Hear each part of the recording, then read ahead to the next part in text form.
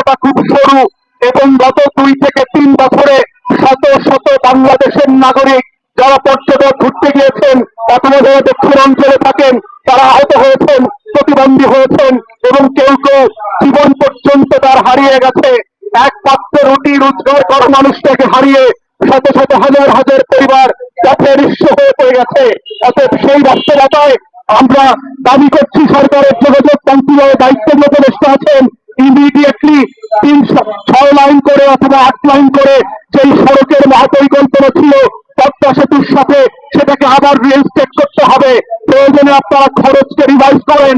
যদি মনে করে থাকেন এখানে লুটপাট হয়েছে, অতিরিক্ত টাকা খরচ করে বাংলাদেশের ব্যবসার রাজনীতি উন্নয়নের রাজনীতি করা হয়েছে, আপনারা সেটাকে রিভাইজ করে খরচ স্ল্যাশ করেন। স্ল্যাশ করে এই বাজেটে এটাকে বরাদ্দ দিয়ে নতুন করে কাজ ইমিডিয়েট